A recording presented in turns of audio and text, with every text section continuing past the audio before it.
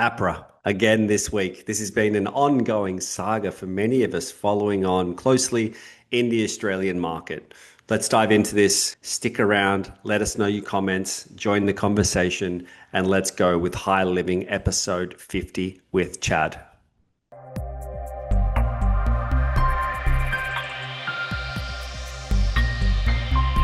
Okay, so let's do a recap. This is what we've been seeing happening. We know that APHRA are providing new restrictions, cracking down. That could be anyone in a pharmacy, it could be a nurse practitioner, or it could be a doctor. They're concerned around how cannabis is being prescribed and citing, still haven't seen the evidence, increased incidence of psychosis and other safety factors for patients. Now, we would love to see that data first and foremost, as Kinda Curious on IG has been able to identify. I think we would love to see that information so we can be making informed decisions. Here we go, though. What are we seeing? What we're seeing is some of the information indicates we got a minute for an appointment. Thousands of scripts provided by certain doctors, and then we're also seeing this comment. We need to treat cannabis like other drugs of dependence. Now, I've been talking about this for probably 6 years, and every time I've mentioned it, a lot of people come down on me. I think the conversation is changing a little bit. Cannabis can be associated with dependence. Cannabis can be an addiction for some people. I'm sorry if you don't agree with that. It can change how you are as an individual.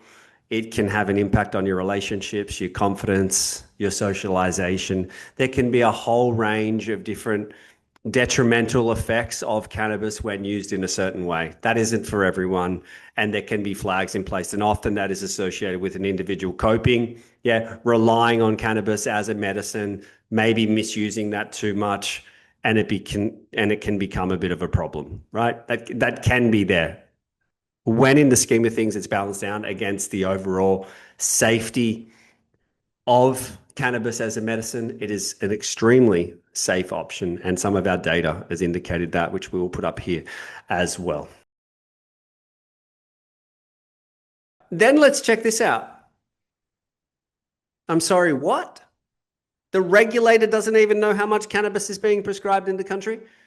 How on earth are the operators and clinics meant to maintain the standard if up the top there's no data flowing, right? So it just shows that this is all a bit of a mess. Now let's take a step back. What we're seeing at the moment, and what we've constantly seen for, say, the past 12 months, is many in the industry saying, regulate us, please regulate us. I'm not saying this is the case with everyone, but sometimes that may be a bit of smoke and mirrors, right? May know that regulation can take a little bit of time to get through, so it can allow us to do normal practices until then, and also on the front foot appear that we're doing everything right, which I know there's some really, really interesting use cases which are outside of cannabis, where companies will say, this is what we stand for, this is what we value, and we're going to put that across social media, and we're going to have that displayed on our website. I'm going to talk about conferences about it. I'm going to go out as the owner of this business and the leader of this business and talk about what our values are. And then when you see what their practices are, it's completely opposite. So be mindful of what you see and the credibility behind some of the pushes, because it's very simple. If you are a clinic or you are a doctor, and you know what you're prescribing, you know the reasons why you're prescribing it, you've got clinical guidance around that decision, around the decisions that you make, you've got audit trails, and there is an evidence base to support what you're doing, why are you concerned at the moment? Which then brings the question, when all this comes up, why isn't there the few clinics that are going on the front foot and showing this is what we do, here are the data, here's the safety, here's the efficacy, this is what we see around a range of different products that we have, this is how we do our work. Why isn't that there? Why isn't that there? Why isn't someone on the front foot right now showing this is how it can be done?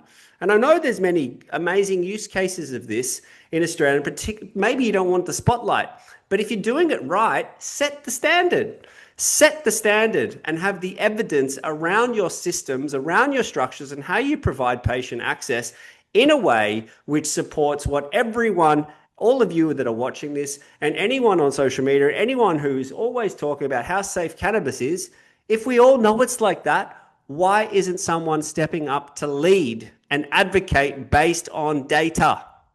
Simple. It is very simple. Let's lead with data. Let's lead with evidence and put this conversation to rest.